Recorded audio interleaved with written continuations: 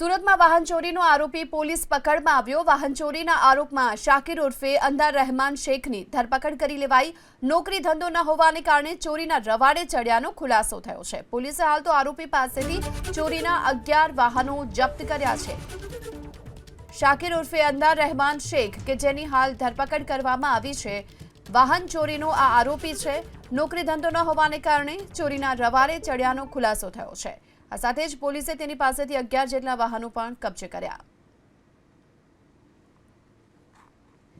સુરતમાં વાહન ચોરીનો આરોપી પોલીસ પકડમાં આવ્યો। વાહન ચોરીના આરોપમાં શાકિર ઉર્ફે અંદાર રહેમાન શેખની ધરપકડ કરી લેવાઈ।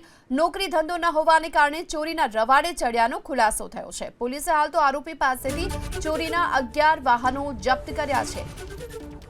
શાકિર ઉર્ફે અંદાર રહેમાન શેખ કે જેની હાલ ધરપકડ કરવામાં આવી છે। વાહન ચોરીનો આ આરોપી છે। નોકરી ધંધો ન હોવાને કારણે ચોરીના રવાડે ચડ્યાનો ખુલાસો થયો છે। આ સાથે જ પોલીસે તેની પાસેથી 11 જેટલા વાહનો પણ કબજે કર્યા।